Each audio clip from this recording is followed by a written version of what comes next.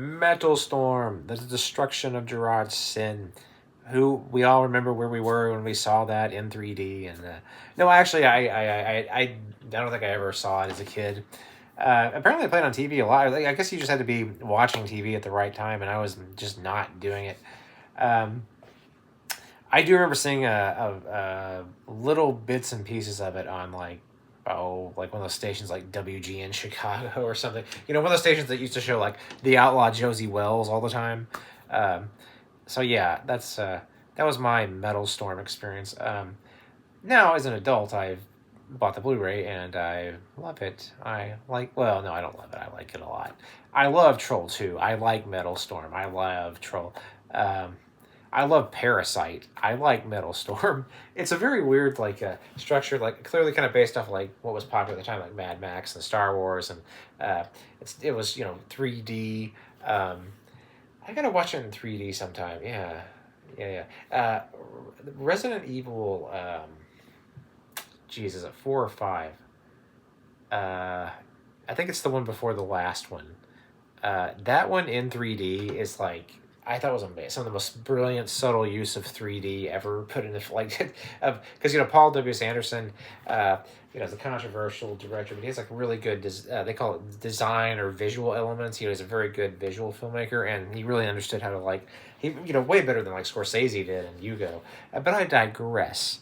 I'm talking about Metal Storm, and now I'm going to cut away for a minute. Okay, I just got done watching Metal Storm, The Destruction of Gerard Sin, and I guess the big disappointments of this movie is, as near as I can tell, there was no Metal Storm or Destruction of Gerard Sin, which is like, dang. It has a very very weird story involving like crystals and uh, the whole thing has this kind of like LSD hallucination kind of like Jack Kirby on LSD vibe to it, which is pretty cool. But it makes it kind of hazy. It kind of feels like I don't know if I have never taken LSD, but I always picture like if you had a hangover from it, like what that might be like if you woke up and it was just had that kind of haziness to it. Like that's what the movie kind of feels like. Um, I do enjoy that. I really like how those Empire Pictures movies from around this time had a kind of Italian vibe to them. I think a lot of them were filmed in Italy. All of Band's productions, even the new Full Moon stuff, has an interesting visual look. Someone said that they were kind of like a combination of like Hammer Films and Marvel in the MCU, and I was like, yeah, I can see that. Yeah, it's that's kind of true. Um, but I think it was really really cool when from around this time. Of their movies from this time, I actually am not. I find this one a little like draggy, just a little like slightly flat. I think I just need more rated R material. They were going for like a PG kind of rated. They kind of wanted to make a sort of Return of the Jedi kind of kids movie, and it's fine. I like it. I do.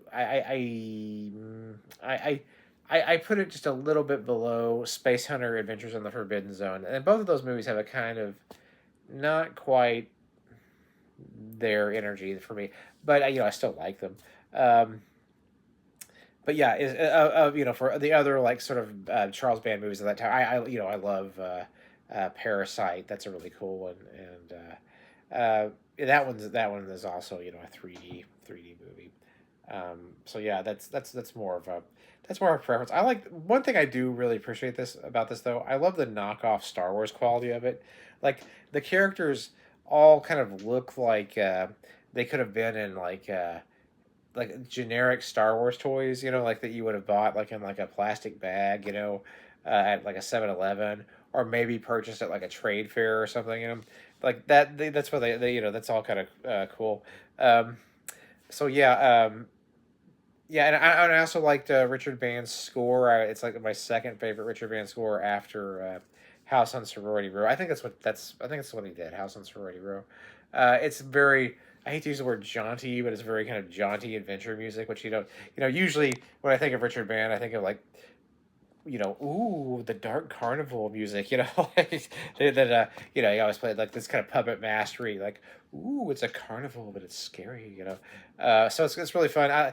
It's really great seeing him, like, when he gets an orchestra to work with, and so yeah, so yeah, I think that's about all I got on Metal Storm, the destruction of Gerard's sin. Um, yeah. Oh, Dungeon Master, another movie with some of the same actors in it that I prefer to this one. Although very similar, very similar. It's very much in the same kind of vein. So yeah, yeah, it's a good old. It's still a good time. A good time. I probably should have watched this when I was a kid, but if I was a kid, I may have you know probably would have really enjoyed this more. But whatever, whatever.